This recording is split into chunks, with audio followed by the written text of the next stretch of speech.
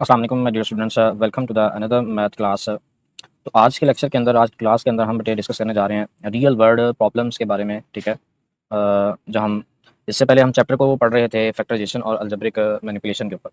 अब इसकी real world के अंदर क्या प्रॉब्लम्स हैं, यानी कि इसको किस तरह से अप्लाई किया जाता है फैक्टराइजेशन को, हम तो उस चीज़ को हम यहाँ पर आज डिस्कस करेंगे। ठीक है, तो उसकी कुछ एग्जांपल्स को हम देखते हैं रियल वर्ल्ड प्रॉब्लम्स की, जो कि फैक्टराइजेशन से रिलेटेड है।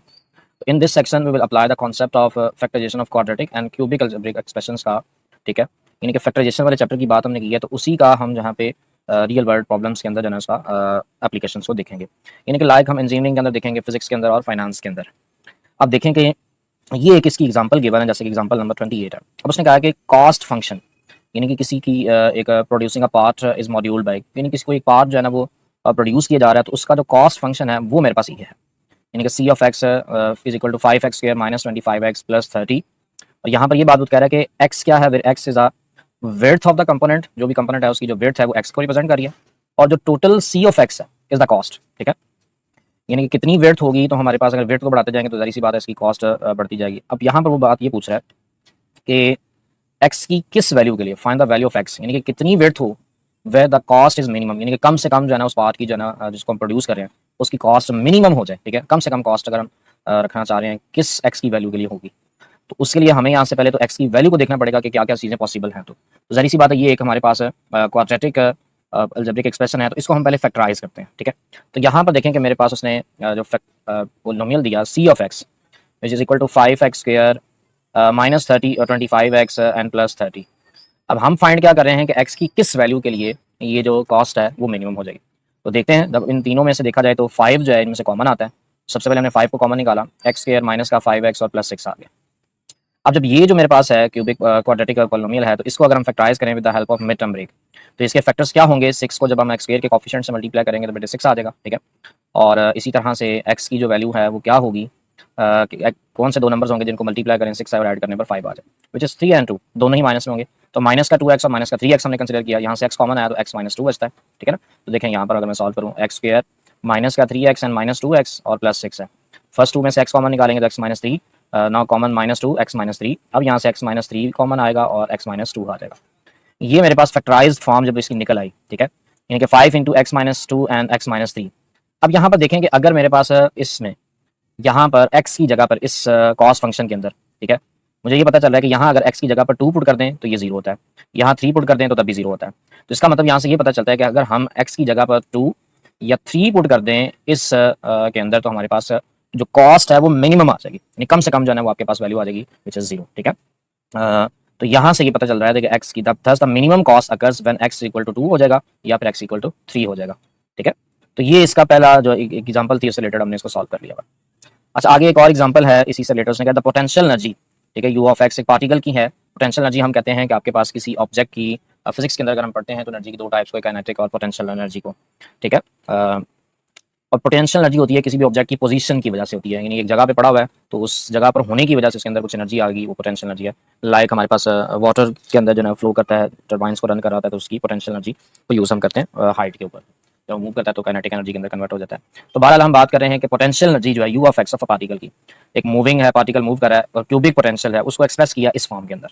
ठीक है, ये आपके पास एक फंक्शन है उसका। ठीक है, तो आपसे ये पूछा गया कि factorize this expression and find the points where energy is minimised.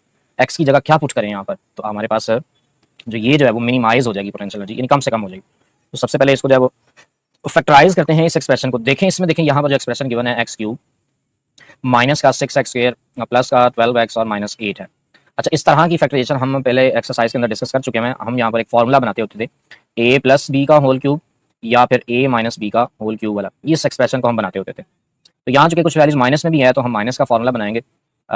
उसका फॉर्मूला ये था कि ए का क्यूब होना चाहिए, फिर बी का क्यूब माइनस में हो अगर माइनस का फॉर्मूला बना रहे हैं। यहाँ देखिए ये 8 है, इसको लिख सकते हैं ना 2 का क्यूब।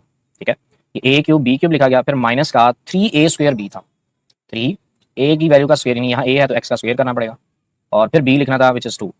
अगर इन दोनों को मल्टीप्लाई करें तो 6x स्क्वायर आता है, जो कि यहाँ पे माइनस का 6x स्क्वायर ही था।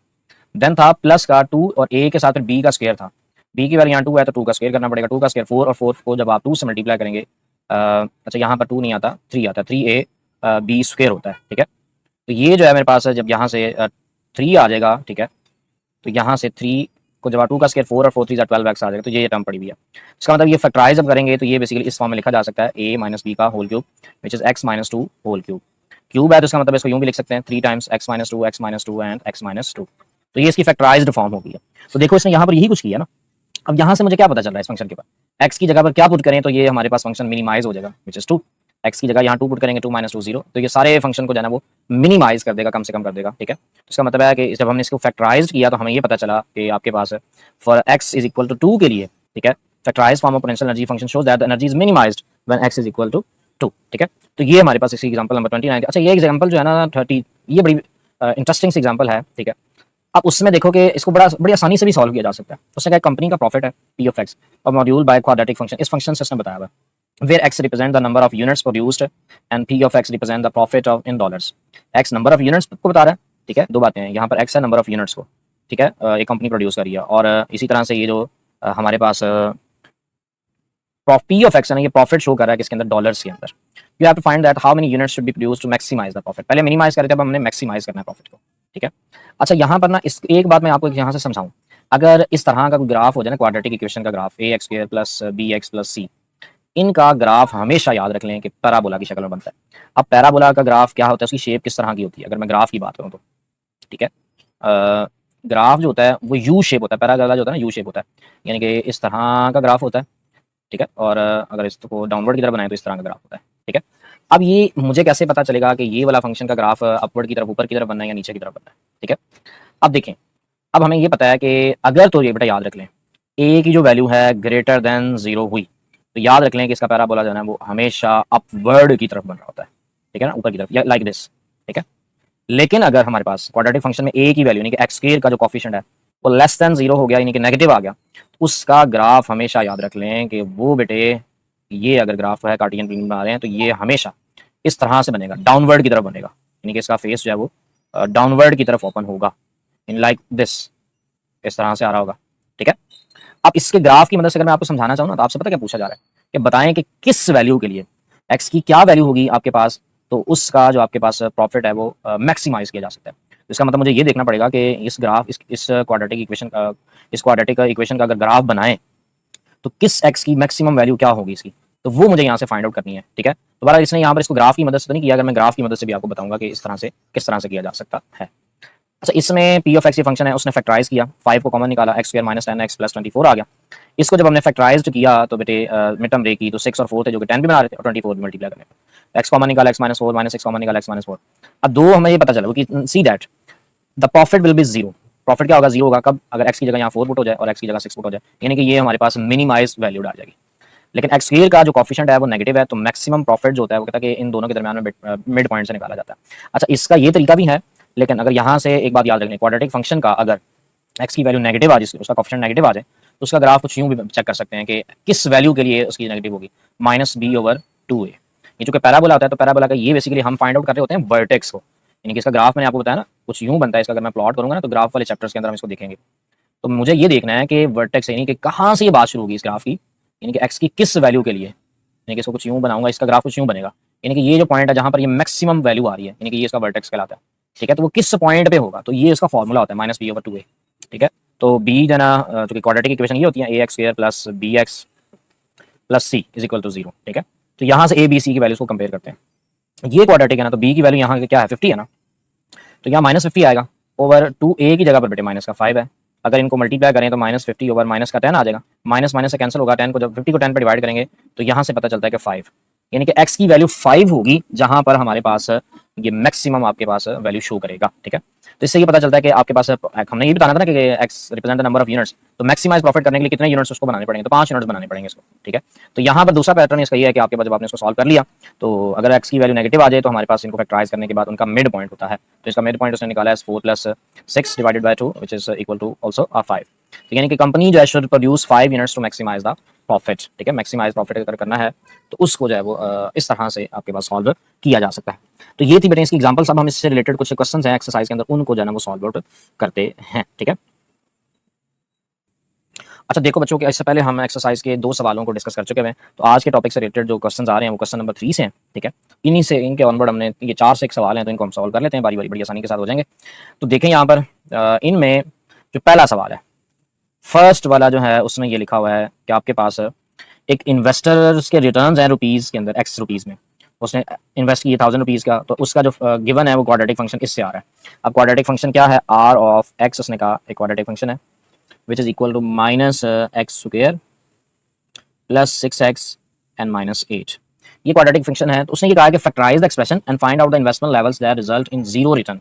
जीरो रिटर्न जो है वो आपके पास यानी कि किस एक्स की वैल्यू के लिए होगा। तो इसका मतलब हमने इनको मिनिमाइज ही करना है। तो मिनिमाइज के लिए सबसे पहले तो इनको बेटे फैक्टराइज करते हैं इस एक्सप्रेशन को। तो फैक्टराइज के लिए ये मेरे पास एक क्वाड्रेटिक है, तो लेट्स सी इसमें माइनस का एक्स स्क्वायर प्लस 6x और माइनस का 8 है। इसको अगर मिड टर्म ब्रेक की मदद से करें तो कांस्टेंट को हमेशा माइनस का 8 है which is multiplied by -1 the x square coefficient which is also 8. You have to find the factor of 8 that when we add that numbers we get the answer 6 and multiplied answer 8. दो numbers ढूंढे जो कि factors भी हों 8 के और multiply करने पर 8 आए और ऐड करने पर हमारे पास 6 भी आ जाए। तो तरीका बताया हुआ था, 8 को सबसे पहले 2 पे डिवाइड करें। जब हम 2 पे डिवाइड करेंगे आंसर आएगा 4 और 4 और 2 क्या 6 बनाते हैं, बिल्कुल बनाते हैं। इसका मतलब इसकी मिड टर्म ब्रेक होगी x square plus 4x plus 2x minus 8। Okay, now the पहली दो वैल्यूज में से मेरे पास देखें कुछ भी कॉमन नहीं है। इसका मतलब यहाँ से ये पता चल रहा है कि मेरे पास माइनस का एक्स अगर मैं कॉमन निकालूँ, माइनस एक्स कॉमन निकालने का मतलब होता है कि साइन भी चेंज हो जाएंगे इनके। तो यहाँ पर कुछ यूँ आ जाएगा प्लस का एक्स हो जाएगा और प्लस माइनस का एक्स कॉमन निकालने की वजह से माइनस का 4 बचेगा। यहाँ से 2 का अगर कॉमन निकालें तो बेटे यहाँ x माइनस 4 रह जाएगा। अब यहाँ से ये पता चलता है कि मेरे पास ठीक है x माइनस 4 फिर कॉमन है और बाकी मेरे पास रह जाएगा माइनस का x और प्लस का 2। ओके, अब ये मुझे जब मैंने इसको फैक्टराइज कर लिया, अब इससे मुझे पता क्या चल रहा है, पता चल रहा है कि मेरे पास अगर मैं x की जगह पर -4 है तो यहाँ 4 अगर पुट कर दूंगा तो ये मेरे पास रिजल्ट क्या देगा 0। सेम इसी तरह से यहाँ पर अगर मैं यहाँ से x की जगह पर माइनस का 2 पुट कर दूँ, ठीक है, अगर मैं थोड़ा सा मैं आसानी कर दूँ, ठीक है, अगर मैं इनमें से x माइनस 4 इनमें से अगर माइनस को कॉमन निकाल लिया जाए, ठीक है, इसका मतलब x साइन चेंज हो जाएंगे which is equal to x minus 2। इसको यूं लिख सकते हैं। अब मुझे पता चल रहा है कि यहाँ 4 पुट करने पर भी 0 आता है और यहाँ 2 पुट करने पर भी 0 आता है। ठीक है, तो इससे ये पता चल रहा है कि हमारे पास सवाल में उसने क्या कहा था कि बताओ, देखिए सवाल को दोबारा से अंडरस्टैंड करो। एन इन्वेस्टर्स रिटर्न जो है ना rupees R of x in rupees में था after investing x 1000 rupees is given by the quadratic function. Factorize करना था, find out the investment levels that result in zero return. यानी कि ये मेरे पास इन्वेस्टर्स के रिजल्ट आर ऑफ एक्स है। जीरो रिटर्न होने के लिए यानी कि आर ऑफ एक्स को जीरो होने के लिए क्या होनी चाहिए, किस वैल्यू के लिए हमारे पास कितने थाउजेंड्स कितनी इन्वेस्टमेंट लेवल होनी चाहिए, यानी कि एक्स कितने होना चाहिए, एक्स की वैल्यू क्या होनी चाहिए। एक्स की वैल्यू मेरे पास ये देखें, ये फैक्टराइज्ड फॉर्म ये शो करती है। ठीक है, फैक्टराइज्ड, तो यहाँ पे एक स्टेटमेंट लाजमी लिखें क्या, factorized form show that returns जो हैं वो जीरो होगा। कब होगा, when x equal to 4 and x equal to 2। अगर x इक्वल टू 4 आ जाए और x इक्वल टू 2 आ जाए तो हमारे पास जो रिटर्न्स होंगे वो क्या हो जाएंगे, 0 हो जाएंगे। तो ये इसका बेटा क्वेश्चन नंबर 3 जो है वो सॉल्व हो गया है। तो चलें अब इसके क्वेश्चन हम 4 की तरफ चलते हैं। अच्छा, 4 की स्टेटमेंट देख लो कि 4 स्टेटमेंट में उसने कहा कि कंपनी का, ठीक है, profits in rupee P of x in rupees के अंदर फ्रॉम सेलिंग एक्स यूनिट्स, यानी कि पी ऑफ एक्स जो है प्रॉफिट को शो कर रहा है ये वाला, और एक्स जो है वो नंबर ऑफ यूनिट्स जो प्रोड्यूस किए हैं वो जो कि वो उस चीज़ को रिप्रेजेंट कर रहा है, क्यूबिक पॉलिनोमियल को रिप्रेजेंट कर रहा है। आपने यहाँ से ये बताना है कि find the break even points where the profit is 0। Profit अगर 0 होना है तो वो कौन सा पॉइंट है, यानी कि कितने नंबर ऑफ यूनिट्स होंगे, यानी कि एक्स की वैल्यू को हम बताएंगे। ठीक है, तो इसको हम सॉल्व करते हैं। तो मेरे पास एक जो पॉलिनोमियल है इसके लिए, ठीक है, वो ये शो कर रहा है, पॉलिनोमियल जो है मेरे पास, ठीक है, यानी कि जो equation the profit is module expression जो है P of x is equal to x cube minus 15x square plus 75x and minus 125। Profit को 0 करना है, पी ऑफ एक्स यानी कि उसको हमने 0 करना है, तो किस पॉइंट के ऊपर होगा, एक्स की किस वैल्यू के लिए होगा। तो इस तरह का हमारे पास फैक्टराइजेशन के लिए हमने इस तरह के एक्सप्रेशंस को इन फार्मूलाज की मदद से किया था, a plus b whole cube और a minus b whole cube की मदद से। ठीक है, ऑलरेडी आपको पता है a क्यूब और माइनस बी होल क्यूब के फार्मूलाज को मैं यहाँ पर एक मेंशन करता हूँ, क्योंकि ये माइनस में कुछ वैल्यूज आ रही हैं तो मैं यहाँ से आपको आइडेंटिफाई करता हूँ कि मुझे ये पता है। Therefore a minus b whole cube which is equal to a cube minus b cube minus 3a square b plus 3ab square. ये कुछ यूं होता है। अब मेरे पास जो एक्सप्रेशन है p ऑफ x, पहले तो मैं इस फॉर्म में लेके आऊंगा इसको, ठीक है, बनाऊंगा। तो देखें ये जो x है इसको लिख सकते हैं x का क्यूब, ये बन गया a क्यूब। अब माइनस में देखनी है कोई वैल्यू ऐसी है जिस किसी का क्यूब बनता हो। यस 125 है which is equal to 5 cube. 5 को 3 टाइम्स मल्टीप्लाई करेंगे तो 125 आता है। देन देखें मेरे पास माइनस का 3 है, ए का स्क्वायर है, where the value of a is x, इसका मतलब एक्स का स्क्वायर करना पड़ेगा, फिर हमारे पास बी लिखना पड़ेगा जो कि 5 है। अगर मैं इन तीनों को मल्टीप्लाई करूँ 5 3 15 एक्स स्क्वायर, तो ये वाली टर्म मैंने लिख ली हुई है। देन प्लस 3 ए की वैल्यू एज इट इज और बी का स्क्वायर करना पड़ेगा जो कि 5 है, तो 5 का स्क्वायर 25, 25 मल्टीप्लाई 3 75 एक्स आएगा, जो कि यहाँ देखो 75 एक्स लिखा हुआ है। तो इसका मतलब इसकी जो फैक्टराइज्ड फॉर्म है जो मैंने ऊपर फॉर्मूले के अकॉर्डिंग बताई आपको, तो यूं कर सकते हैं ये जो कि ए माइनस बी का होल क्यूब होगा, यानी कि एक्स माइनस 5 होल क्यूब, और इसको जो है हम एक्स माइनस 5 3 टाइम्स लिखेंगे, एक्स माइनस 5 एक्स माइनस 5। तो ये फैक्टराइज्ड फॉर्म शो कर नहीं रही कि हमारे पास जो प्रॉफिट को जीरो करने के लिए एक्स की क्या वैल्यू होगी, वो 5 होगी। तो यहां से भी एक स्टेटमेंट लिखेंगे, the factorised form show that, factorised factorised form show that show that the profit is zero, ये बताना था प्रॉफिट जो है वो हमारे पास रुपीज के अंदर जीरो कब होगा, प्रॉफिट इज जीरो, जीरो हो जाएगा व्हेन x इक्वल टू 5। ठीक है ना, यहाँ x जो फैक्टराइज फॉर्म से पता चल रहा है, अगर x की जगह यहाँ 5 पुट कर देंगे तो 5 माइनस 5 इक्वल टू जीरो, ये पूरे एक्सप्रेशन को जीरो कर देंगे, प्रॉफिट जीरो हो जाएगा। तो ये बेटे इसका क्वेश्चन नंबर 4 सॉल्व हो गया। अब हम इसके क्वेश्चन नंबर 5 की स्टेटमेंट को देखें। तो 5 में देखें potential energy v of x electric field के अंदर वेरी कर रही है एज ए क्यूबिक फंक्शन को ऑफ अ डिस्टेंस x के ऊपर, given that you have to find that where the potential energy is zero, यानी कि किसके ऊपर पोटेंशियल एनर्जी जो है वो जीरो होगी, यानी कितना डिस्टेंस अगर हम लेंगे तो पोटेंशियल एनर्जी जो है वो हमारे पास जीरो हो जाएगी। ठीक है, तो इसको भी हम कैलकुलेट कर लेते हैं यहाँ से, तो बड़ा ही आसान है, पहले की तरह ही होगा। ठीक है, तो इसमें भी हमने जस्ट फैक्टराइज्ड ही करना है इसको और देखना है कि किस एक्स की वैल्यूज़ के लिए हमारे पास ये आ जाता है। क्योंकि ये क्यूबिक एक पॉलिनोमियल है, ठीक है, क्यूबिक फंक्शन है, जिसका मतलब है कि एक्स की 3 वैल्यूज़ के लिए ऐसा पॉसिबल होगा जो कि हमारे पास पोटेंशियल एनर्जी जो है वो जीरो हो रही होगी। तो देखते हैं जो फंक्शन मुझे गिवन है यहाँ पर वी ऑफ एक्स यानी कि पोटेंशियल एनर्जी का, तो वी ऑफ एक्स जो गिवन है 2x³ minus 6x square plus का 4x है। तो इसको फैक्टराइज करते हैं पहले तो इन तीनों में देखें तो सबसे पहले तो मेरे पास x कॉमन है, अगर x को कॉमन यहाँ से निकाल लें, यहाँ तो 2x स्क्वायर नहीं रह जाएगा और यहाँ तो 6x रह जाएगा, एक x कॉमन आ चुका, तो यहाँ पर प्लस का 4 आ जाएगा। ठीक है, उसके बाद मजीद देखें, एक तो यहाँ से पता चल रहा है कि यहाँ पर x की जगह जीरो पुट कर दें तो ये फंक्शन क्या हो जाएगा, जीरो हो जाएगा। इसका मतलब है एक x की वैल्यू जीरो के लिए पोटेंशियल एनर्जी जो है वो हमारे पास जीरो हो जाएगी। अब दूसरी कोई और वैल्यू ऐसी होंगी, इनको फैक्टराइज करते हैं। 4 2 8, 8 के फैक्टर्स ये दोनों ही हैं। ठीक है, 4 और 2 मल्टीप्लाई करने पर 8 भी आता है और ऐड करने पर 6, और दोनों नंबर माइनस में लेंगे, माइनस का 2x माइनस का 4x जब ऐड करेंगे तो प्लस माइनस का 6 भी बना देंगे। नाउ x इन दो में से 2x कॉमन है, 2x को कॉमन निकालें तो यहाँ रहता है x माइनस का 1, यहाँ से -4 जब कॉमन आएगा तो बाकी रह जाएगा x माइनस 1। अब यहाँ से देखें तो मेरे पास इसमें x माइनस 1 जो है यहाँ पर कॉमन आता है, ये x as it is x minus 1 common, तो ये रह जाएगा यहाँ से 2x माइनस का 2। अच्छा, यहाँ से ये पता चल रहा है ये जो फैक्टराइज्ड फॉर्म है, एक तो x इक्वल टू जीरो पे और x माइनस 1 का है, तो इसका मतलब यहाँ 1 पुट कर देंगे तो तभी जीरो हो जाएगा। अच्छा, इसको अगर आइडेंटिफाई करना है तो इसके लिए अगर मैं इसको पता नहीं किस x के लिए वैल्यू के लिए जीरो होगा, तो इसको जस्ट यहाँ से सिंप्लीफाई कर लें, इसको इक्वल टू जीरो पुट कर लें, तो 2x इक्वल टू 4, 2 यहाँ मल्टीप्लाई हो रहा है तो हमारे पास उधर जाकर डिवाइड होगा, तो x 4 divided by 2 which is equal to 2। तो इसका मतलब है x की वैल्यू 2 के लिए ये फंक्शन भी जीरो कर देगा, 2 इंटू 2 4 और 4 माइनस 4 जीरो। तो इससे ये पता चल रहा है कि हमारे पास 3x की वैल्यूज ऐसी हैं, ये फैक्टराइज्ड फॉर्म, ये जो फैक्टराइज्ड फॉर्म जो है मेरे पास शो कर रही है, शो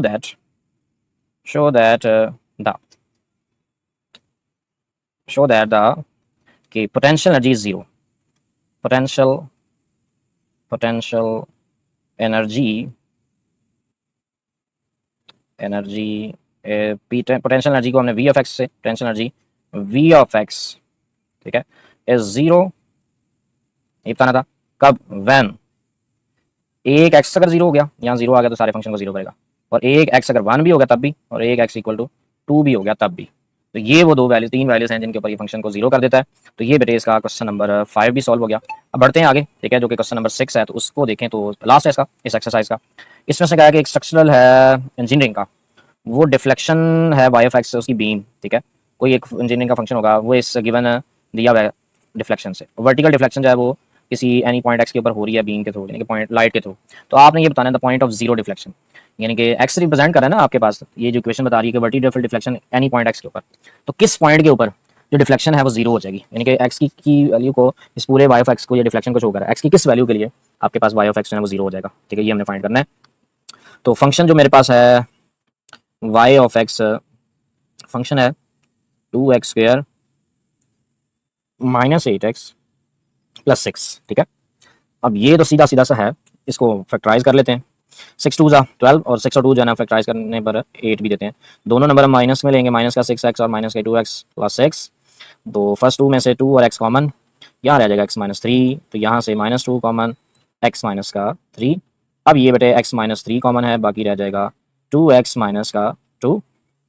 और ये एक तो x फैक्टराइज फॉर्म ये शो करती है कि 3 पर, और ये देखें कि अगर इसको सिंप्लीफाई करें तो therefore 2x minus 2 equal to 0 put करोगे तो बेटे 2x इक्वल टू 2, और 2 उधर जाकर डिवाइड होगा, 2 divided by 2 which equal to 1। तो ये बताता ये है कि हमारे पास x की वैल्यू 3 और 1 के लिए फंक्शन पॉइंट जो है डिफ्लेक्शन जो हो जाएगी 0 हो जाएगी।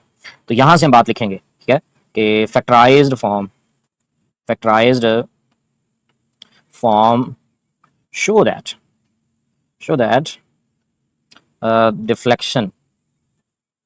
deflection is 0 when x equal to 1 and x equal to 3। ये दो पॉइंट्स हैं जिन पर हमारे पास डिफ्लेक्शन जो है वो 0 हो जाती है, यानी कि x की जगह पर ये 3 या 1 पुट करोगे ये 0 सोल्यूशन देगा। तो ये इसका क्वेश्चन नंबर 6 भी बेटे सॉल्व हो गया। तो आज के लेक्चर को यहाँ पर ख़त्म करते हुए हमने आज सीख लिया कि फैक्टराइजेशन की एप्लीकेशंस को दिखा, ठीक है। तो बड़ा ही मज़े का टॉपिक था, होपफुली आपको समझ आया होगा। अगर किसी सवाल में कोई मसला है, ठीक है, कोई किसी पॉइंट को आपको अंडरस्टैंडिंग करने में कोई प्रॉब्लम आ रही है तो काइंडली मुझे इन्फॉर्म कीजिएगा, कमेंट्स में बताइएगा, इंशाल्लाह मैं आपको क्लियर करूँगा। थैंक यू, अल्लाह हाफिज़।